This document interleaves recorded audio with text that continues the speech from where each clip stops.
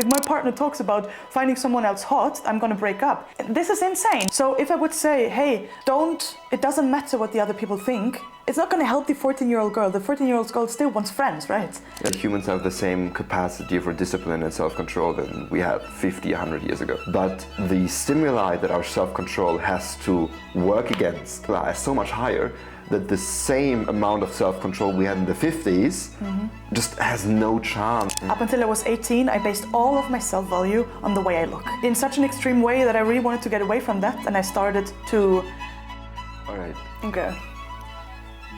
You chose to do your master's degree in Iceland mainly because they have northern lights. Yeah. How did that work out? I saw northern lights, which was nice. That ended up not to be the priority anymore. But it was great because I already saw northern lights in September. So yeah, I hope to, when I go back now in the end of February, that I will see more again. What did become the priority if it didn't turn out to be northern lights? The University Choir of Iceland. I thought it was going to be the university, but I joined the choir, and they became a family. Oh, sweet. So my mom even got worried that I didn't put too much attention on my studies anymore because really? I got on the board, I organized the trips, I organized concerts. So that was my main priority. What does making music mean to you? Oh, so much, honestly. I grew up with my dad being always doing something with music because he's a musician. Yeah. And I remember that there's videos of that where my dad would play games on the piano with my sister and I.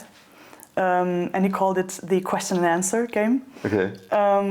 Where he would play a really simple melody or some kind of rhythmic melody on the piano.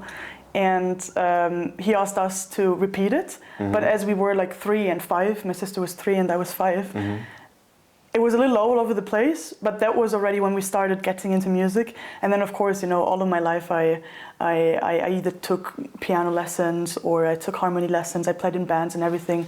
So I would say that I listen to music in a very specific way. I can listen between the lines, as you would read between the lines. I can listen between the lines. Okay. And it's just such a joy. It's an activity for me to listen to music. And making music, I understand it. It makes me feel very emotional. I have a really, really strong emotional connection with everything that has to do with music. Okay.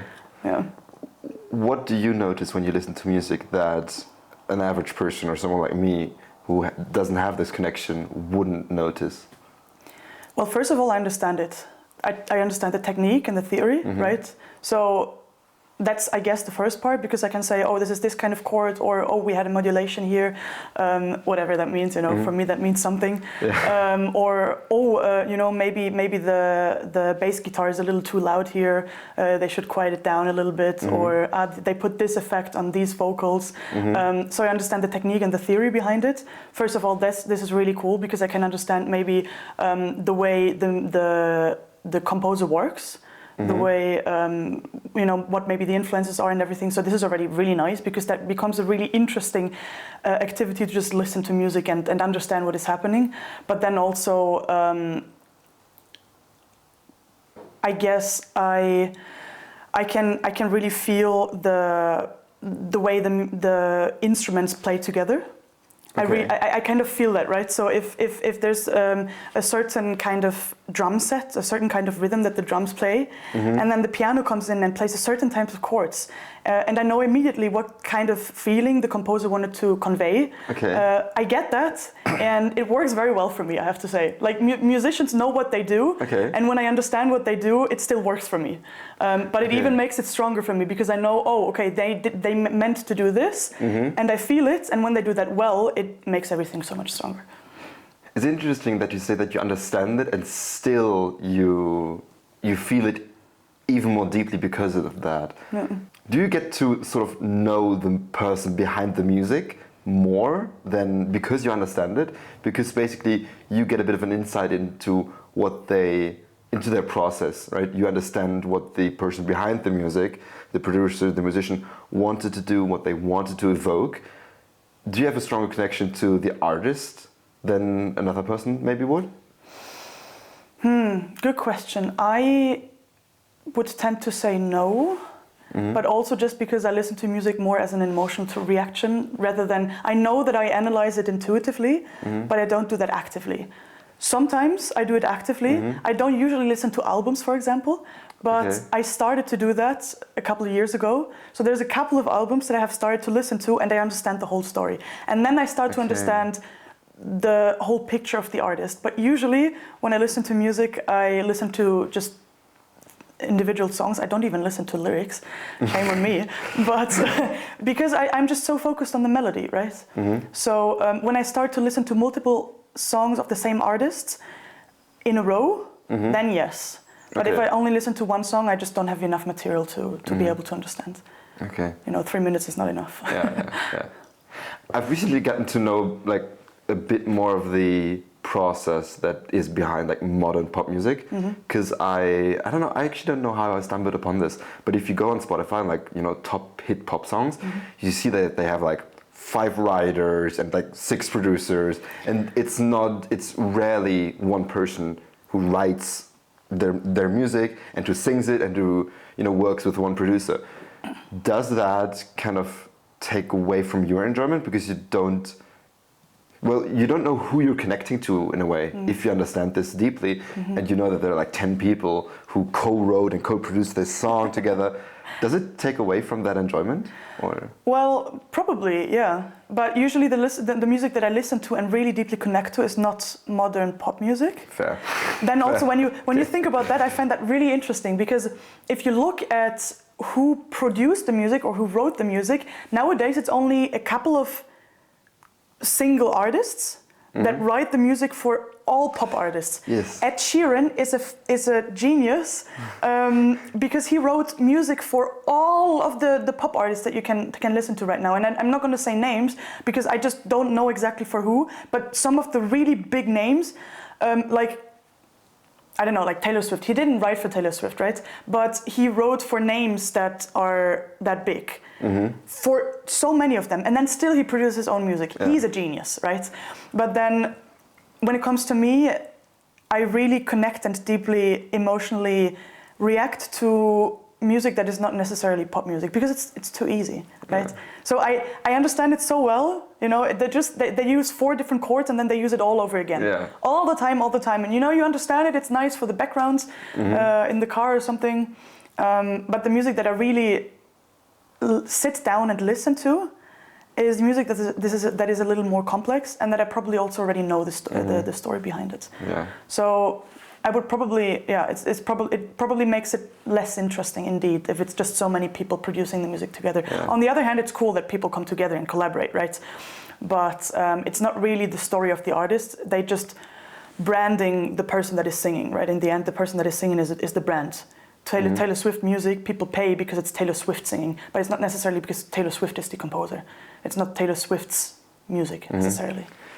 Okay, so would you say it's fair to say that modern pop music is more brand architecture than it is original music? Yeah, 100%. Okay. Yeah. Yeah, you have so the means that you have nowadays to sell your music are also so different and so much more vast than back in the days, right? Back in the days, you didn't even have this option to sell, sell the brand the way they do nowadays. Yeah. What do you mean when you talk about rewriting the rule books for your life? When you're younger, you're being taught certain things. At school, this might be factual knowledge, but also social knowledge, the way you socially behave, the way you kind of find your place in society, what you're supposed to do, the path that you're supposed to take. And it makes sense that when you're young, you're kind of being given a way to do things, because otherwise you would just be completely lost. And this is not being given to you in a way that, you know, people give you the rulebook, right? But you learn that by interacting with people, by growing up in a certain family, in a certain household, but also going to a specific school, being of a certain nationality, having been to certain countries, having had certain experiences, and all of these things shape the way you think, but usually they give you an understanding of what the world looks like and how you're supposed to be in it. And that's really nice, that's really helpful, because having to figure out everything by yourself is just impossible. But then, sometimes that doesn't work for you, because it's an average understanding of the world, right? No one is average in every aspect of their life. Not a single person is like that. I believe so. So when I talk about rewriting my own rule books, I take these things that I learned, like, for example, you know, this is the way women have to talk to men in order to be able to date, or this is the way you are supposed to choose what you want to do, right? They give you a certain, some heuristics. You should go to university, maybe get a bachelor's degree. You liked physics in school, so maybe go do something with physics. You know, this is the kind of rulebooks that I mean. And that's nice, this is good, but I want to go further and question that. I would like to, what I'm doing right now is that I'm just looking at what I learned, and I kind of question whether this works for me or not. The only way you can question that, though, is if you have other sources of information that you can pull in order to create your own rule book, right? In order to create your own understanding of how things are supposed to work. So this is essentially what I mean when I say I'm creating my own rule books. I look into the rule books that I learn, you know. People say, okay, this is the norm, this is what you are supposed to do, this is what people do, and then I see, okay, this works for me, this works for my value system, this doesn't work for my value system. Is there maybe other people that I have talked to that do it in a different way? Maybe this works for me, maybe I've never met anyone who do it in a way that I believe works for me, so I kind of have to create it on my own. By putting different puzzle pieces together. But yeah, it's basically just when people say you create your own life and you get to know yourself. This is what I mean by that. But yeah, you know, you present it quite coherently. But I love the fact that I think it's very important. You don't basically throw out everything you learned and go like, okay, I'm gonna make up my own stuff.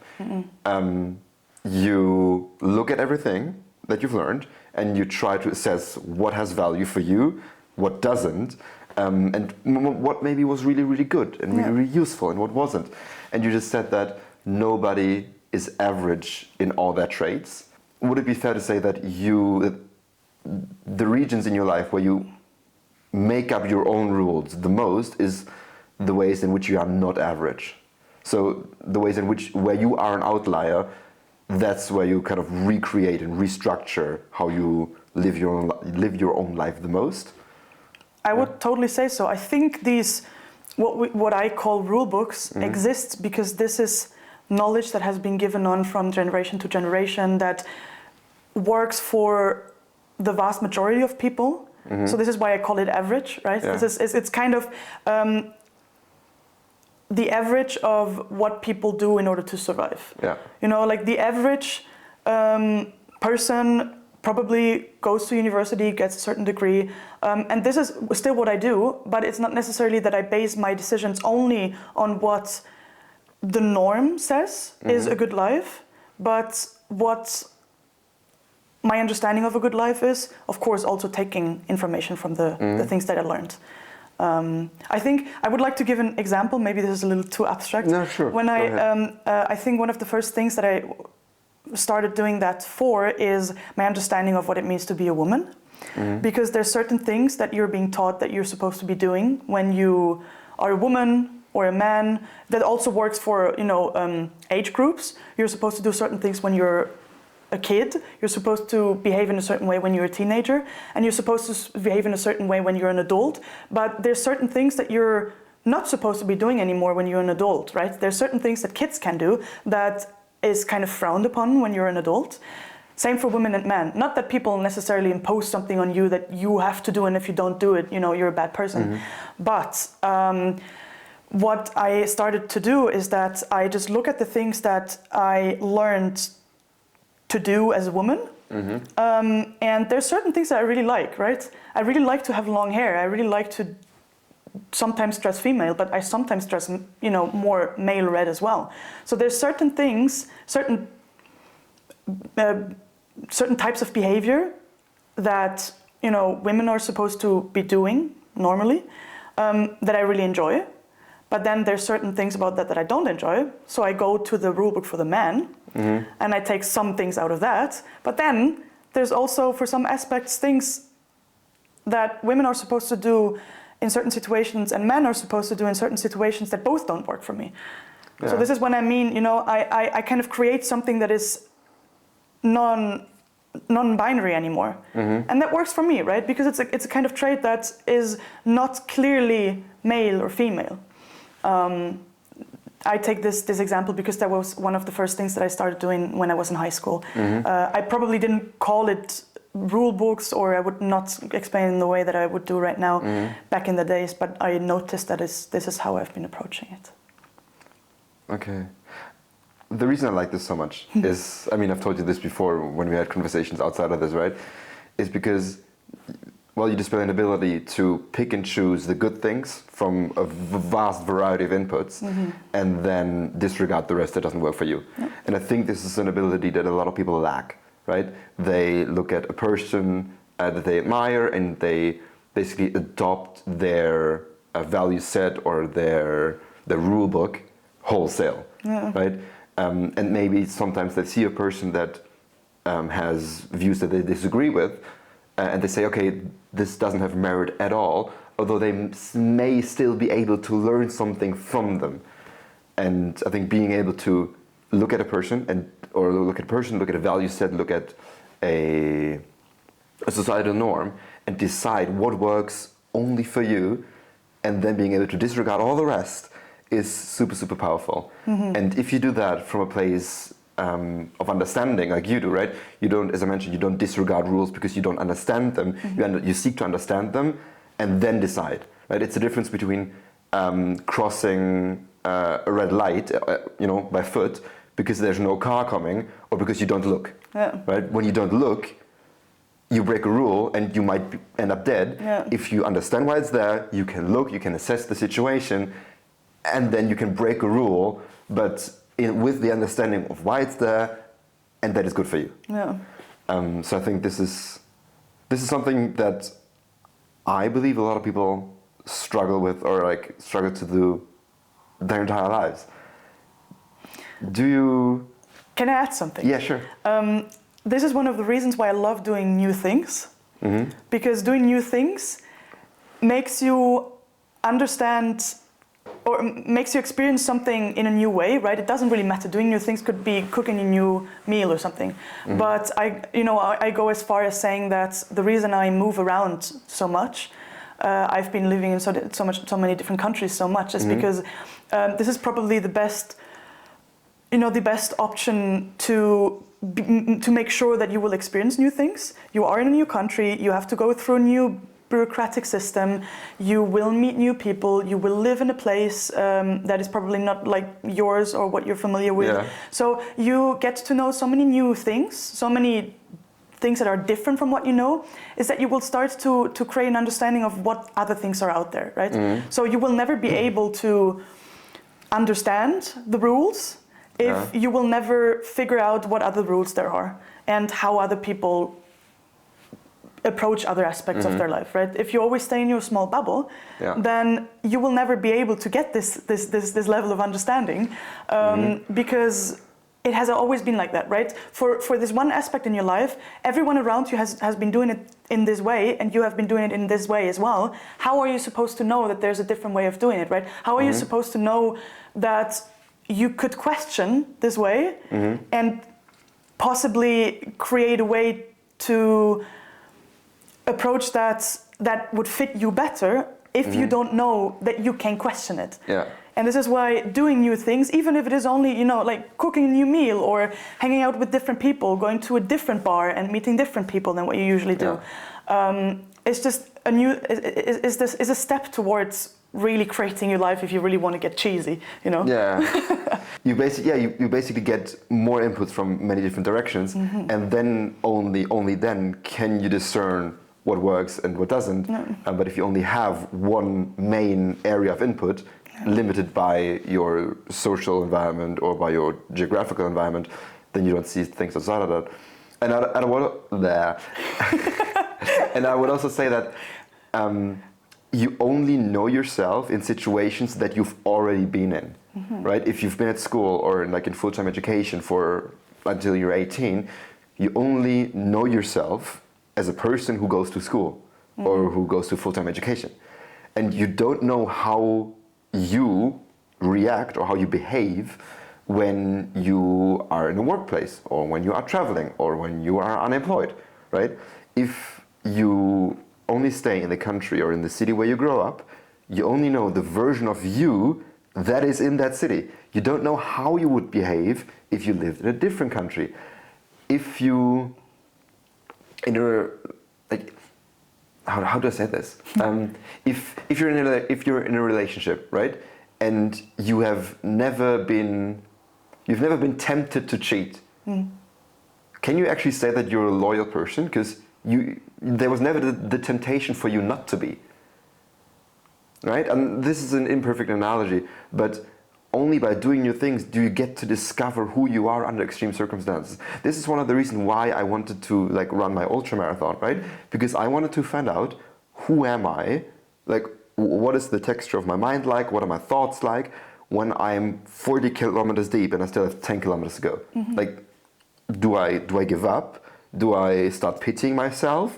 Do I push through? What do I think about? Do I think about my friends? Do I think about the times that I failed at something? Do I think about the times that I won at something? What goes on inside my head when I'm in that extreme situation? Yeah, cool. And you don't get to find that out until you try, right? And I think that goes at the very core of what it means to be you, or how malleable, how changeable is the thing that you call you, if in a very different situation that you've never been in before, you behave very differently. Does that reveal your true colors, or does that change you fundamentally who you are, right? We often say, this is so irritating, we often say when people get angry, right, and they lash out in anger, we say they showed their true colors, which is always a bit strange, because who says that the anger shows their true colors? Maybe there was not their true self, and their true self was the kind version you see most of the time. So I think just questioning, okay, how do I behave in different situations, and what does that say about me? And then when you do many different things, let's say you go to 20 countries or you do 20 different jobs, and you notice a trait about yourself that is the same in every country and in every job you go to, well, then you can be pretty sure that is a very deep part of who you are, right? If no matter the situation you're always kind to people or you're always honest, well, chances are that it's not it's not a trait that you lose or gain. It strikes at the core of what's you, but you don't get to find that out if you don't vary your experiences. No. I do have to say, I believe more in you build yourself rather than you find yourself. When you say, if there's a trait that is kind of the same in all 20 different jobs that you do, or all of the countries that you've lived in, or all of the friendships that you have had, I think lots of things are more of a conscious choice than something that is just rooted in you, and something that you cannot change. But it's still, it goes back to what you said, because when you do more things, you get to experience more situations in which you get to choose how to react. So you are exposed to different things, and the more things you're exposed to, the more you get to know yourself in that way, but not because necessarily you show yourself to yourself, because I think it's not a passive process. Agreed. It's more like an active process, right? Agreed. And I think when you put yourself through very different situations, you get to know yourself by seeing how you choose to react, right? In the end, it is the way you choose to react, right? And maybe at some point you get out of a certain situation, there were certain things that you didn't like, and then the next time you're not going to do these things anymore, right? But if you don't put yourself through very different situations, you will probably never know how you would have chosen. And you would have never known that it is important to be a certain way, and you will be able to translate that to more situations. So maybe you will have, let's say, 20 different friendships, and you notice that over time you value more and more and more to be kind, because this is how you felt best in a certain type of relationship, be it a friendship, right? You notice that for yourself, for your value system, for the way you like to approach life, being kind is what makes you feel best.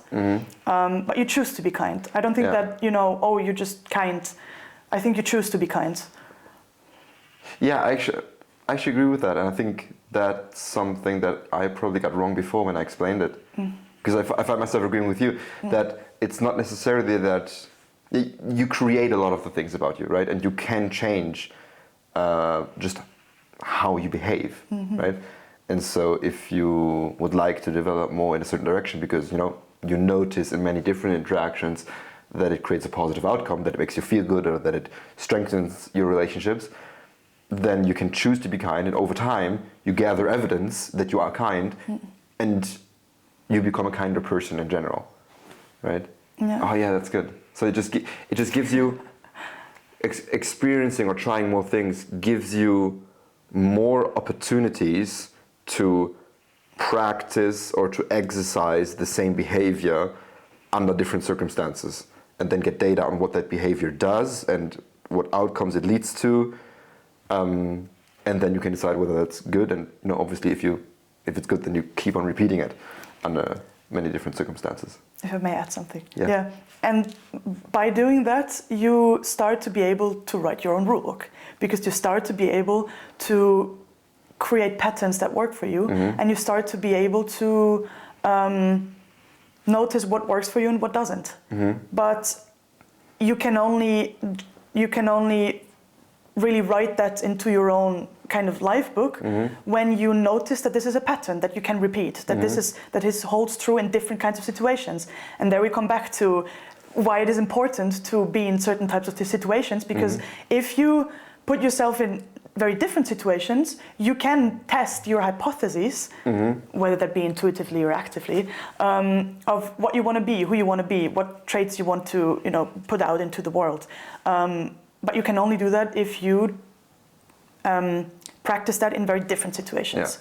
Because then, if this still holds true in this very different situation that is quite opposite of where you recognize this trait to be something that you want to have, then you can generalize. Then you can start to have this as a pattern and write into your own rule book that you can come back to and be like, okay, now if I have a new situation and I have to decide how to react, I can come back to something that I already know. Yeah. So if kindness, like to give an example to make sure I understand you, if kindness creates a positive outcome in two situations that have essentially nothing in common, then you can be more sure, or you can be more confident, then kindness is a good thing across the board because it works in very different situations. And it's the same with all kinds of behaviors, right? With showing empathy, with being decisive, with setting boundaries, or with taking care of yourself. Actually, this is so funny. I talked to Nick on the last episode, and he noticed something really cool or very interesting about his friends. He told me that a lot of his friends very deliberately chose their path in life, like their career or their studies, and they are where they plan to be, but they're quite unhappy. And he is in a position where he never thought he would work. He works as a content creator for an aviation parts manufacturer, right? An industry and a position he never thought he would be in. But he's super happy where he was, and he got there not by deliberately choosing one thing and sticking to that thing, but by trying out a bunch of different things. Like people can go to the last episode, but he has hosted a photography exhibition on mental health, took uni classes in his free time, walked 100 kilometers on like a 400-meter loop. And it did like a bunch of random stuff. That's cool. There's so many random things he's done, but basically his path is like this. And at some point he noticed, I have no idea how I got here, but I'm feeling really good. So I think this really, this maps with what you said a bit, right? So you try out a bunch of different things, and then you notice what's common across of them. And one thing that he said is that he noticed that nowadays people our age, right, early mid-20s, are quite afraid of experimenting with their life and doing a bunch of different things. Would you say that's a fair assessment? I'm not sure, because I would also argue that nowadays is probably the time where people have the option to try out the most things ever in time. Because back in the days, age of our parents, age of our grandparents, the path was more pre-written. So people would follow their rule books more, or the pre-written rule books.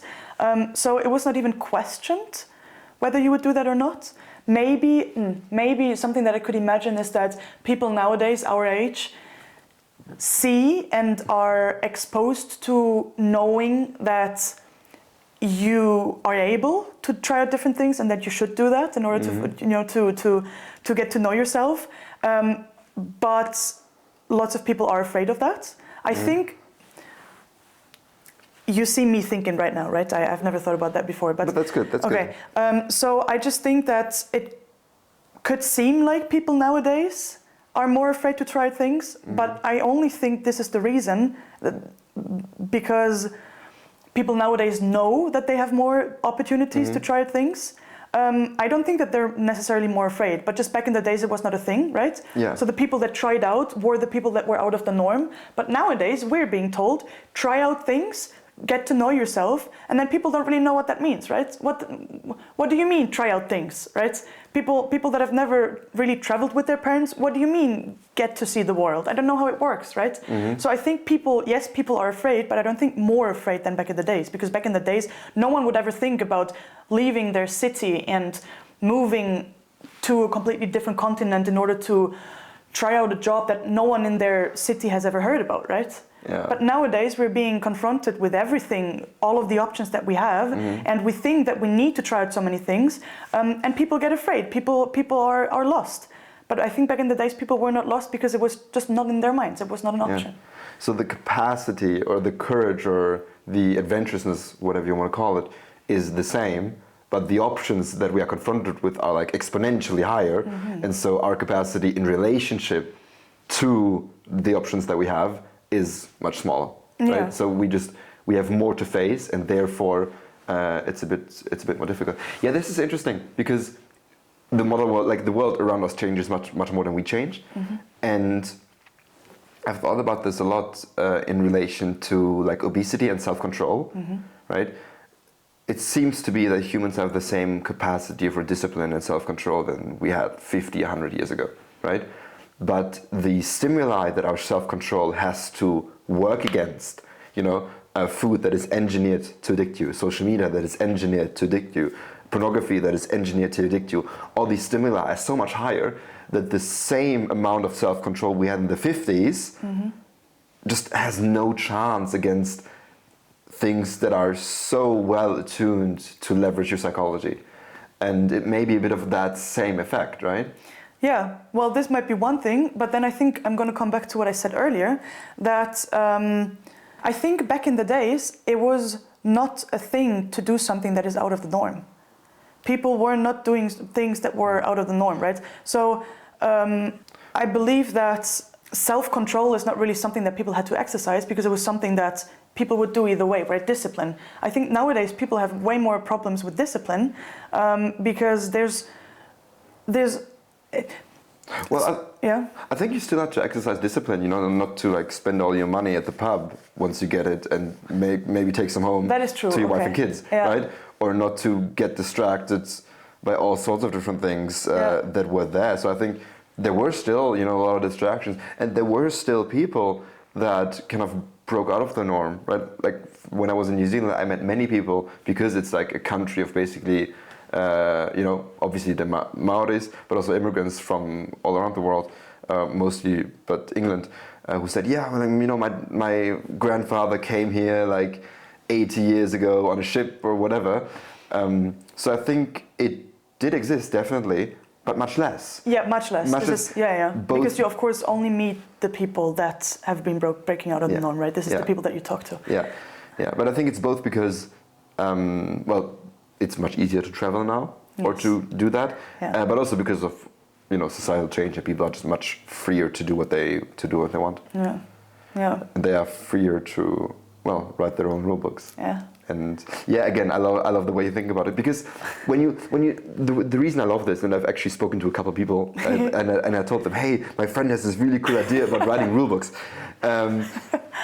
because when you tell people, I don't know, think critically about your upbringing or reflect on your values, it's so vague. What the fuck do you mean? Yeah, exactly. What do you want me to do? I have no idea. Exactly. But when you say, write your own rule books, you can imagine a book where it says, okay, I'm supposed to behave like this. Yeah. Where does it come from? Yeah. Does it make sense? Yeah. What else is there? What do I want? And what's useful for me? Right? It's just an approach that makes it so much more practical, especially for young people that, as you said, face like so many options. So I love the rulebook idea. Yeah. You just spent 6 months in New Zealand? 5. 5. And what did that do to you? Oh wow! Interesting that. I only came back a couple of days ago, and I told myself that I desperately need to take a couple of days in order to reflect. Okay. So, just a lot, because I did a lot of things, a lot of very different things, a lot of things that were not perfect, that were a little crooked, and I have to find my way around it, because it was also certain things that were not very nice, but it didn't hurt me to the point where I would say that it was a bad experience. But it taught me something. Well, first thing that comes to mind is that I studied in New Zealand. I went there for an exchange semester. So I spent a significant amount of these 5 months being in university, taking classes, writing projects, taking exams and everything like that. And I was very determined to set my priorities, what I would like to spend time on before going there, because I wanted to try it out. I wanted to try out to go to a new place and be kind of fixed on what my routines are supposed to be and how I want to get the most out of my experience. So I figured that my main priorities would be the classes that I would take, because I was just so excited for them. Big university is probably going to have really great lecturers, very interesting people that I will be able to meet, great resources. So what I did is that I wanted to prioritize on courses and to meet the professors and, just to connect there, and physical exercise. Because I recently got into calisthenics and I wanted to be able to do handstands and everything. So I was like, okay, I need to do that every day. I need to practice that every day. And these were my 2 main priorities. Now, another priority that I learned I will definitely have to include in my set of priorities, not less weighted than the others, but equally, is my social circle. Because I did not spend any time on finding friends. Not necessarily that I said, the reason I'm not going to hang out with you now is because I need to study for my test and I don't care about friends or anything. I was just like, okay, if there's the decision to take between going out at night in order to meet new people, and going to bed earlier so that I can wake up early in the morning to be able to prepare a course from my favorite professor and be able to ask questions. Of course, the decision for me would be go to bed early. But I was not aware that by always skipping these events, I would start to not have friends, not have a social circle. And that went fine, that went well. But then after 8-9 months, I was like, I would like to hang out with someone, but there's no one to text. And that that was hard. That was really hard because that was another month or so when I was still in Auckland, at the University of Iceland, where I still had to finish my project and everything, where I just didn't have anyone to hang out with. And it might seem obvious, spend time with your friends, people are nice, you need your social circle, but I did not put my priority on that. So I ended up getting quite lonely, and being quite lonely for a month is not that big of a deal. It's all right. Now I know it. Now I'm surrounded by my friends again. Also very nice. For the past month or so of my stay in New Zealand, I ended up meeting quite a lot of people through various situations and events. But this is probably one of the biggest things that I learned. Of course, courses were great. I learned a great deal about scientific facts and everything. But interestingly, having a stable social circle, a community, and that being a priority is something that I learned and that I will take away from my whole life. I think that's important because it is. It seems straightforward, but now I kind of had to learn it the hard way. Yeah. Well, it's both important to have one and the fact that you learned it, because this is one of the things that you can easily disregard when you travel a lot. Is you think, oh, I want to go there, I want to go there, I want to go there, and then you're like, I have friends who live in 3 continents. Well, and no one is here. Yeah. So this is something that I've also learned this year, while traveling New Zealand. Yeah. Is that yes, you can sacrifice your social support system for a while to either accomplish something or go on an adventure. But at least for me, and supposedly for you as well, it's really important to have that. You mentioned that courses were a priority, and I want to ask you about one. Can you explain to me systems thinking like I'm a 10-year-old? Ooh. Okay, yeah. So this is actually something that I was doing for my master thesis. This is not a course that I took this semester, but earlier in my degree I did that.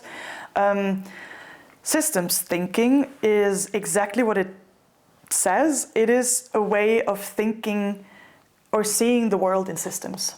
And when you go further, a system, I think a common understanding of a system is, So a common understanding of a system, I would suppose, is that you have different parts that work together in order to create something bigger, right? If you go further now, a system could be anything. A system could be, I just see your books, a system could be the book there, and the system that you could create around the book is, for example, the story. The system book is like a concept a little bit. A system is a little bit like a concept where different things work together. The systems that I was interested in mainly were natural systems, or the comparison between natural systems and man-made systems. Can you give me an example of a natural system? The body. The body? The human body. Okay. And you can break up the human body into more simple systems, like for example your lung is also a system. Your respiratory system is a system, right? It is even called a respiratory system. Yeah. And the reason it is called a system is because it has different parts that work together to kind of elicit a function. And how does systems thinking, that discipline, study these systems or think about it? What's peculiar about the way that system thinking approaches understanding these? When you start to understand the world in systems, you start to understand, you start to be able to read symptoms as, or like certain small things as symptoms of something bigger. Okay. And this is important specifically for me because I study environmental sciences, and I'm interested in human impact on resources, on the natural world, but also on humans themselves. When you start to see a problem, or when you see a problem, when you think in a systems thinking way, you don't see the problem and you want to cure the problem and then everything is done. You think about how this problem could have come up in a bigger system. Because if you take the human body as a system again, right? You being sick, if you only, for example, something hurts, you have a headache, You can take painkillers and the headache is gone. But this is just symptoms, right? You just fight the symptom. The headache is probably going to come back. And you've probably not cured anything by taking painkillers. You just ignore it, which is absolutely stupid. But the headache probably comes from something that can be cured in a completely different way, in a way more healthy and sustainable way. When you have a headache, you might not have drunken enough water. You might have stared too much on your phone. You might have not gotten enough sleep. You might be close to a burnout because you've worked too much. There's so many reasons your head might hurt, even maybe, and there you start to be able to think in systems. A backache, something that hurts in your back, maybe your ribs are stuck or something. This can get up to your head, and maybe something is tense here because your nervous system is stuck down here. And this is when it becomes important to think in systems, because if you only look at the head, you might think about the reasons that I just talked about, and you're like, okay, like we have to look at the head individually, kind of separated from the body. And yes, maybe you didn't drink enough water today, but it might also be possible that if you go to a holistic doctor, you know, you have these practitioners that look holistically at the body. They think about the body as a system, and they might figure out that you have a nerve stuck between your ribs that is tensing everything up to your mind or to your head, and you're tensing here. Maybe because a rib is stuck, a nerve is stuck here. So this is why you have a headache, right? Okay. So if you would only treat the symptom, you would probably not cure the problem. Yeah. But if you look at the whole system, you might be able to sustainably and in the long term cure the whole thing, make it healthy, make it more sustainable. When it comes to natural systems versus human-made systems, and you go into the whole sustainability debate without going very deep into it, you start to think about the problems that we have nowadays with natural disasters becoming stronger, or people being obese, what you talked about earlier, right? If you think about the problem with a more holistic understanding of where this might come from, you don't have to make the person eat, like try to make this singular person that is obese eat more healthy food. Maybe the problem is the way food is being presented to them. You know, in the US people are so obese, but I think one of the reasons is the way food is being presented to them. People do not really cook for themselves anymore because it is so incredibly easy to order really unhealthy fast food. But then the problem is not that this person is too lazy to go to the supermarket and cook for themselves, but the problem is that holistically, when you look at the system, it just makes sense for them to do that. Yeah. I don't know, I could talk for hours about that. And yeah, of course, and it's interesting. And how do you apply that to the natural environment in the work you do? And why is it important to look at the environment this way? And how do you apply it in your work? I went on a walk with my grandparents this morning, and we talked about exactly that. Perfect. Yeah. Pretend I'm your grandmother. Yeah, exactly. This is why I find it funny that we talk about that right now. So what I find most interesting, this is not necessarily the work that I do in my studies, but this certainly has me started to think about this way, is that I believe that natural systems are sustainable and human-made systems are inherently unsustainable. As in, the human body is completely circular, right?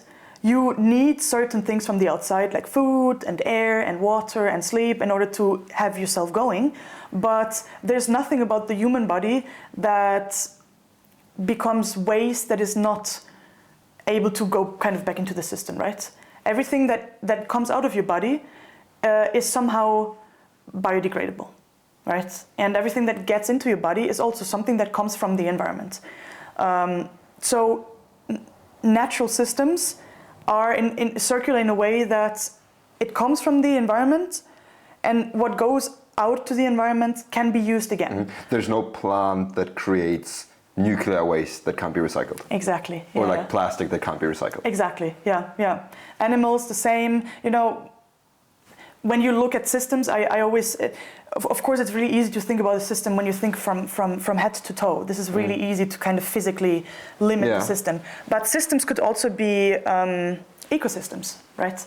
And this is where it gets really interesting and why I like systems thinking so much, because the reason I study environmental sciences is not necessarily because I want people to stop doing what they do, but because I find it so interesting how everything is interconnected.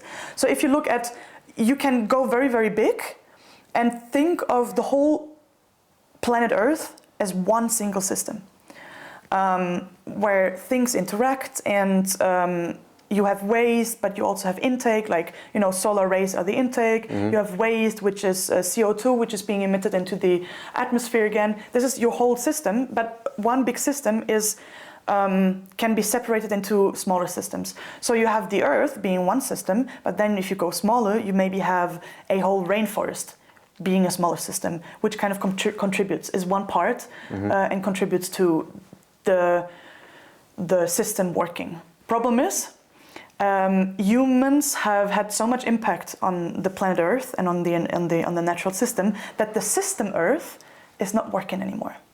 So if human beings would have not had as much impact as we have nowadays, the system Earth would probably be circular, right? You have UV rays coming in, you have plants taking in CO2, you have plants giving out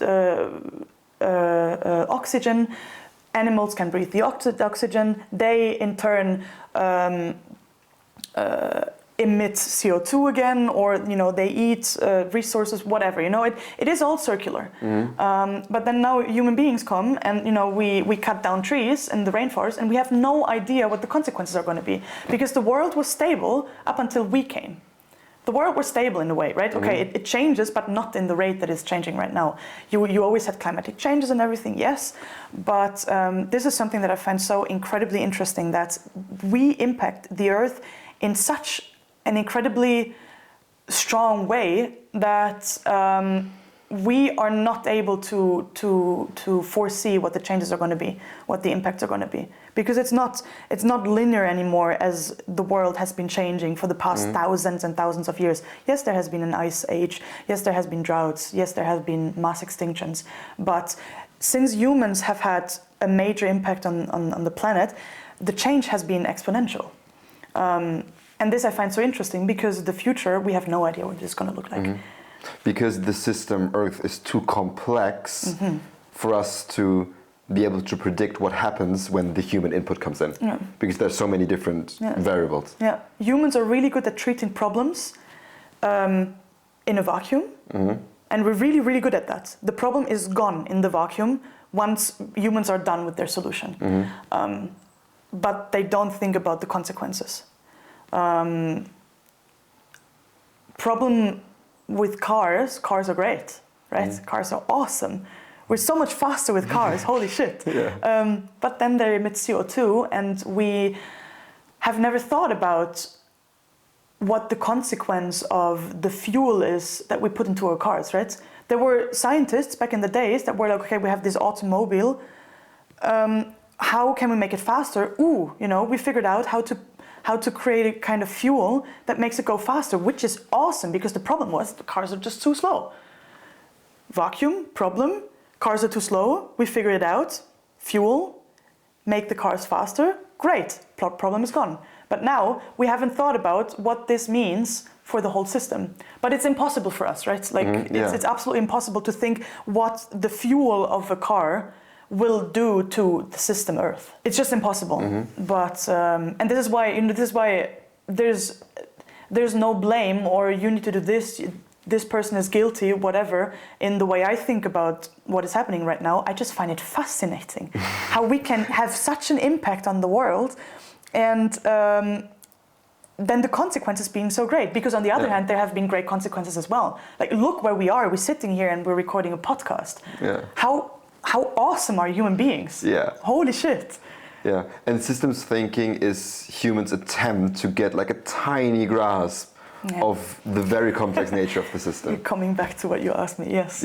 Absolutely. And so understand the system as a whole, and seeing, okay, maybe this system, very simplified, has like 10 different inputs, they all influence each other, Yeah. and systems thinking that tries to understand how do they influence each other, and if I change one, what happens? Yes, Because exactly. likely the change, it's going to be much more complex than I initially think, and so you, if I understand it correctly, you build a model of the system with the different variables, trying to understand the relationship, and once you understand the relationship, then you can try and approximate, as you said, it's probably impossible, but you try and approximate the consequences of some change. Yes. Sorry, I'm laughing because I find it funny that you initially asked me the question to explain systems thinking to you, and now you're the one who is actually explaining it because I tangented so much.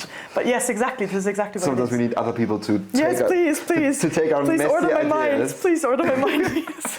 But one thing you said that I loved is, which is like, it's really good that you say, okay, you know, we're doing some damage here, but we also do like amazing stuff, right?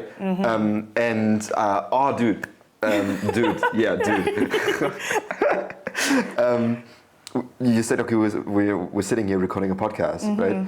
And I think one of the coolest examples of like humans being just fucking amazing is that most of the planet of Earth's surface would be literally uninhabitable if it weren't for humans and our agency and our capacity to produce things and solve incredible problems. Like, we couldn't live here in Belgium in winter because we would freeze to death if it weren't for clothing, houses, heating, and all these other things, right? You couldn't live in London, you couldn't live in Chicago, you couldn't live in Argentina.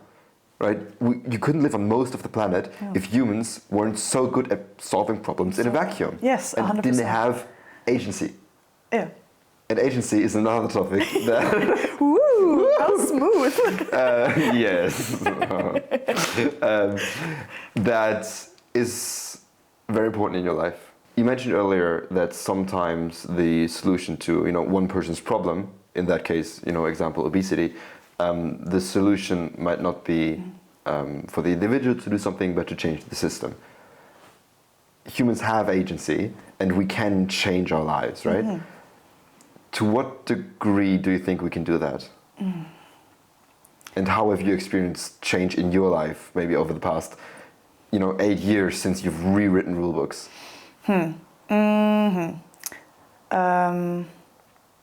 To what degree? I think to a really, really, really high degree. But this is, I don't want to I don't want to leave it like that. Just to say that I believe that human beings can influence their own lives in any way possible. I believe that. But it's really difficult to say that in a vacuum because people come from different places, people have had different experiences, people have had different educations and everything. And of course, it is more difficult to practice agency if what you have to do mainly is survive. So I think, I believe that with some resources and with a little bit of support, every person can create their life in the best way possible. Like you can do everything. Like all doors are open to you. Again, take this with a grain of salt. Like there's certain people that just cannot do that, or they just don't have enough support. But well, it is exactly what we talked about earlier, right? Like I know that I built my life, and there we come back to this process being active rather than passive, because you choose what you want to be and what you want to do, right? Even if you have had horrible experiences when you were younger, if you are probably going to be able to not be a horrible person because of that. So, for example, I believe that people that bully other people have not understood that they can be a good person. They don't need to practice what has been done to them. Because bullying as a concept is commonly known to be something that people do to other people because they have experienced that themselves. I believe that these people, if they would just think about what they do and what they experience, and that probably the people that they bully experience the same thing as they experience. If they would think a little bit about that, and if they would be aware that they can change that and that they don't have to be like that, then they could be probably the best person in the, you know, the best person in their friend group or something. But they just have to choose. They have to choose to be a certain way. And you asked how this has impacted me. This has impacted me mostly in my relationships, romantic relationships, but also friendships, because I've started to realize that yes, people might have come from very different backgrounds, and yes, maybe they had bad childhoods or bad experiences or whatever. And I am really good at excusing bad behavior by that. But once I learned about the concept of agency, it was very easy for me to say, I'm not going to judge these people. You know, they do whatever they need to do, but they have the agency on their life to decide what to do and to decide how to treat me, right? So once I framed it in a way that I said, okay, these people decide to treat me in a certain way, and it's not done when you say, okay, this person had a bad childhood, so this is the reason they treat me in a certain way, so I can excuse that. Maybe this is certainly an explanation for why they treat me in a certain way, let's say in a bad way, right? But this is not an excuse, and what this taught me is that these people can decide to treat me nicely and well. Yeah. So if they're ready for that, they will. Yeah. But right now they're treating me bad, so they haven't decided yet that, you know, they want to be the person that I want to be with. Same for me, you know, vice versa. There's certain things that I did wrong, and there's mistakes that I've made, and there's things that I thought over for myself. But I decided to be the way I am right now, right? I decide to be kind. I could, you know, when I'm frustrated with someone, I could just decide to be mean to them and just be like, you know, just fuck off, just don't talk to me anymore because, you know, you piss me off, right? But I don't want to be like that. I just simply decide that I don't want to be like that. But you have to decide to do that, and then you have to exercise. It seems to me that the underlying shift here is that you started seeing everyone, including yourself, as an active participant in their own lives. Yes. Right? And not a victim of circumstance or a result of circumstance. And that has supposedly made a big difference, a positive difference for you.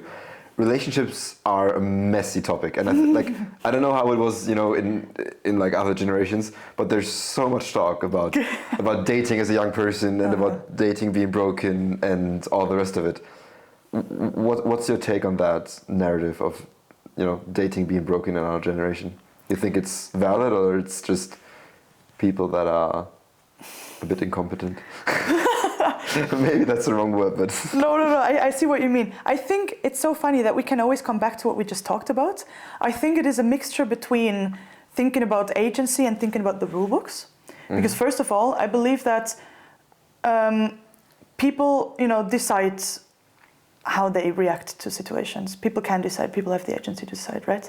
And then, but on the other hand, I think back in the day, I'm not sure why exactly it is said nowadays to be broken, dating. But I believe it is because, you know, people are less loyal, people cheat so much, there's such a high divorce rate and everything. I believe one of the reasons is that norms are not as important as back in the days anymore. And this is what I tried to say earlier. I think back in the days, it was just normal. No one ever questioned the norms. This is how you do things, right? And if you're in a relationship, this is how you do a relationship. Whereas nowadays, you're being confronted with, oh, you know, open relationship, divorce is easier than back in the days, or what is my sexuality, what is the type of relationship that I want? Maybe I want multiple partners, maybe I want polyamory, I'm polyamorous, right? So all of a sudden we have so many more options that are apparently equally valid, whereas back in the days we had monogamy, you have one partner, you probably also don't have sex before marriage. So this is the way you do it, right? One option. Yeah. Well, I think that's the danger with throwing out the rule books and breaking the rules without understanding them, 100%, right? yeah. Because the norms are there for a reason, and if you throw out everything you know about relationships and say, oh, I can have my partner and I can sleep around and I can do all these things and all types of relationships are equally valid and no judgment here, no judgment there. Yeah. Well, if you do that without having an understanding for why these norms were there in the first place, then it's quite unsurprising to me that people end up in relationships that are miserable, because probably none of us is smart enough to figure, as you said, to figure all of this out on our own. So it's good that we have a set of guardrails, right? I have a point on these labels, because we also talk about labels so much nowadays, and that people don't want to label their relationships and everything. I think it doesn't really matter, and in the end, the word monogamous really just says that you have one single partner. This is literally everything, right? But when people say that they are in a monogamous relationships, in a monogamous relationship, they give you so much more information, because there is also a rule book for monogamous relationships, and it is this thick, this thick. This is again something that is probably really important for people to think about. I think people say that they don't like to be in monogamous relationships that are, close monogamous relationships. Again, close monogamous just means that you have one single partner and you do not sleep around. You do not have any other partners. Close just literally means the same as just monogamous. I don't know.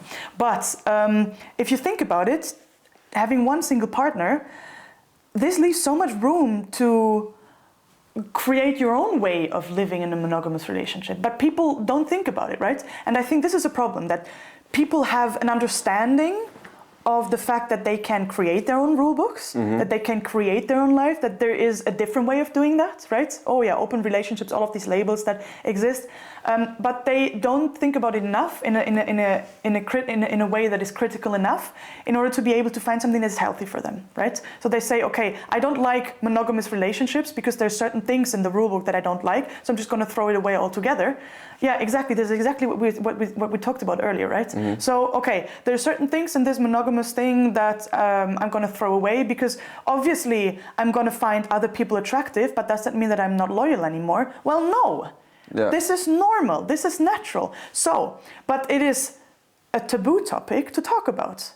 In this rule book, if we take this really rigid rule book of monogamous relationships that I learned when I was in high school, I don't know if everyone has the same, but something that I learned in high school, that if you are in a monogamous relationship, you do not talk about your attraction to other people. This is a taboo topic. Like, holy shit! If my partner talks about finding someone else hot, I'm going to break up. This is insane, because everyone every once in a while looks at someone else and thinks they're good looking, or ooh, they're attractive. It doesn't matter. In the end, it matters what you choose to do, right? In the end, it matters how you choose to behave in certain situations. Yeah. So this is why I think dating is fucked, because people have an understanding of the fact that they can write their own rules and that there are other options, but they don't think about what it means to choose something else, right? So they don't like certain of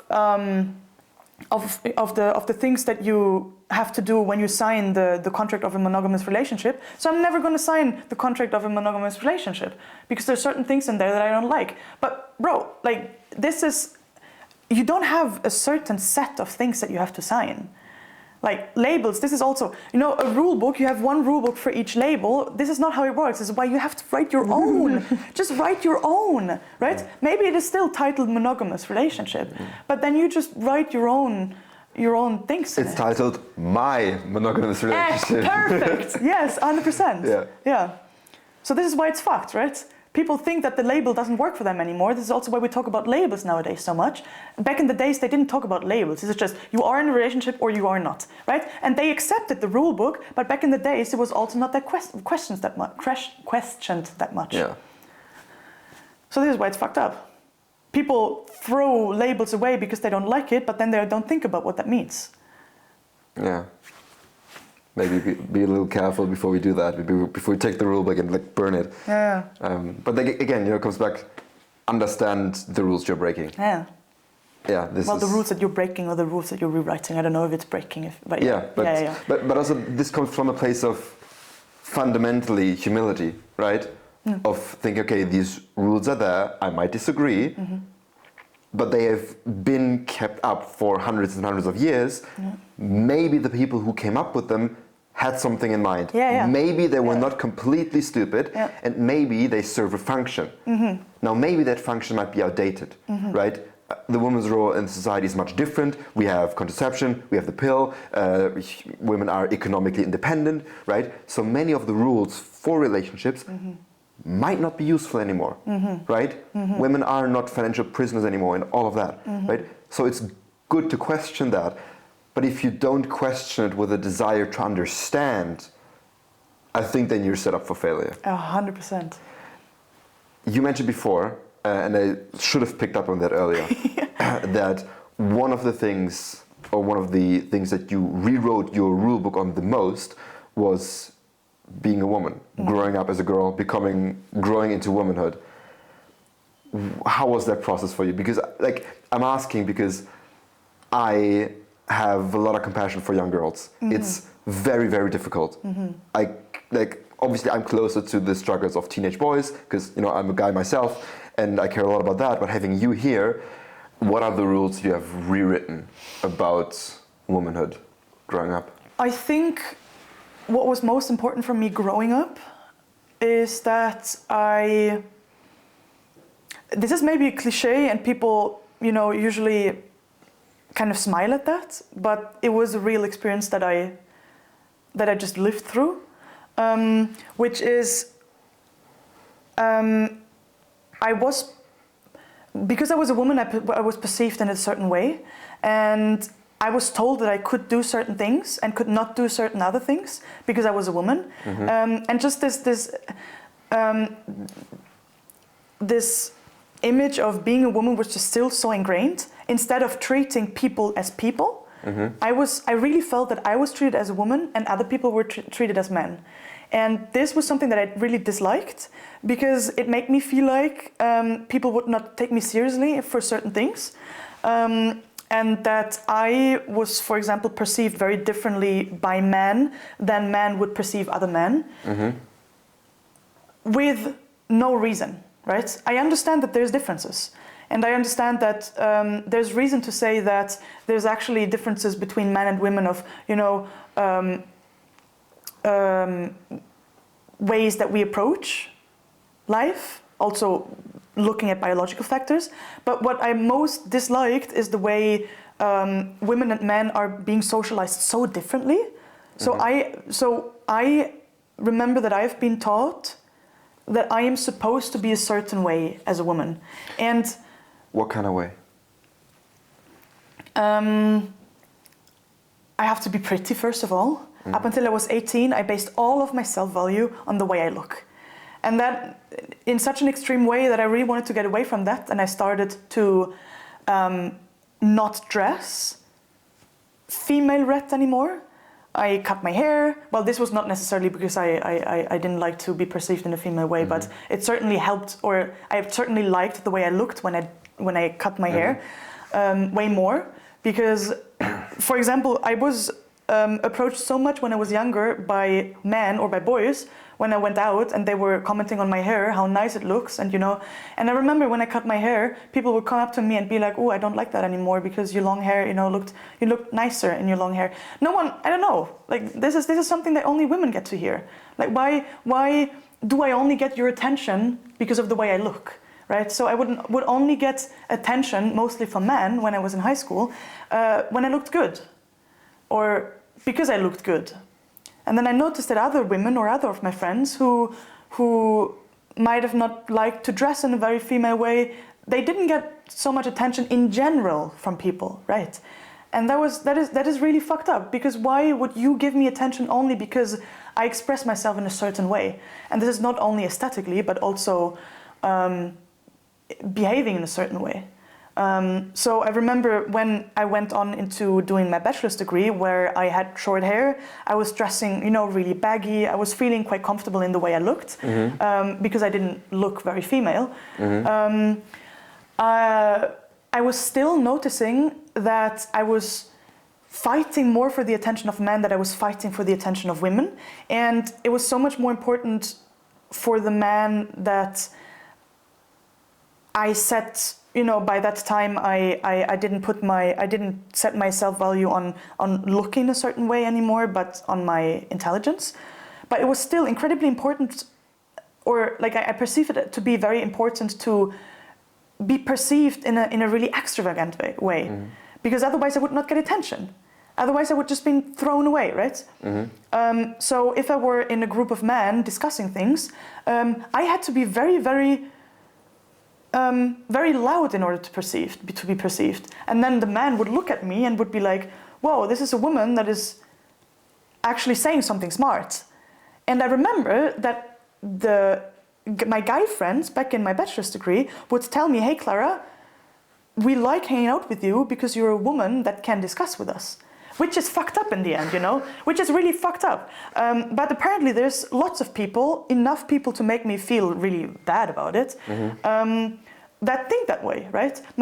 And then I had a boyfriend from 21 until I was 23, who said exactly that, but even more specific. He said, hey, Clara, the reason I want to be together with you and I want you to be my partner is because you're probably the only woman that I can talk to eye.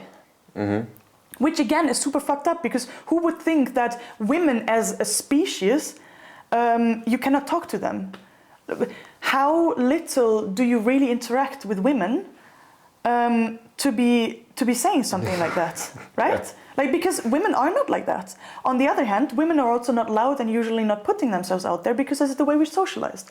So how are we supposed to show everyone that we are it is equally valid to listen to us like it is to men, when we are being taught to not speak up, to not express an opinion that might be different from the group? So I really noticed myself having to push myself to say something when I disagree, because I know that when I was younger, I was conditioned to do that. No one meant any bad for me. No one meant to make me smaller or anything. But this is again a cliche where people smile at, but I felt like I was being made smaller. That I was not supposed to be big and taking up space. So what I started to do is that I felt super uncomfortable. I just threw the whole rulebook of women away.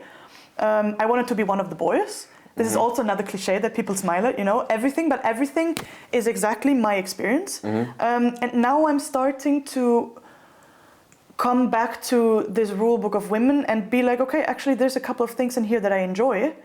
Lots of things that just don't make sense.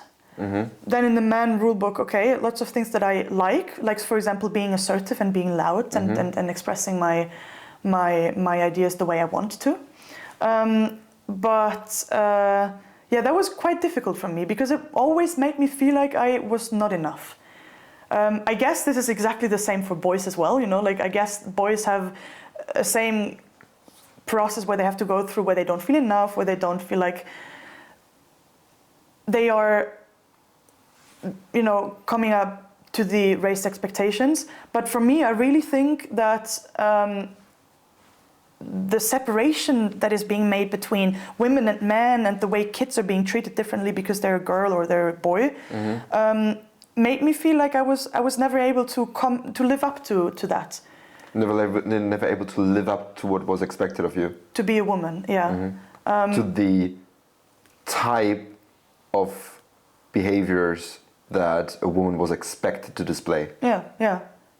And what I struggled with a lot as well is that if I would start not to behave in that way anymore, that I got kind of negative feedback. You really feel it. You really do feel it, When I cut my hair, when I cut my hair, people told me that I don't look nice anymore. Yeah, okay. Although, it's none of your business.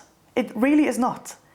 I want to come back to the way children are being socialized. because I think this is really important, and it is something that you can actually see on the streets. If you see a girl running around on a playground or a boy running around, the way mothers talk to each other is different.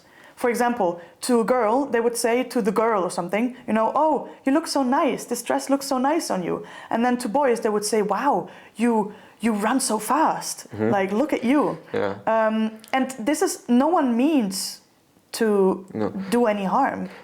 It maps, what you just said, the first thing I thought is that it maps uncannily close to the things that men and women, by their own accord, look for in a partner.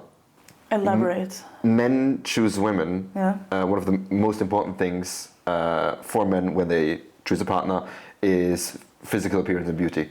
Yeah. And the most important thing for a woman when she looks for a man is social status and resources, which is basically a proxy for the ability to generate resources, which is capability or competence.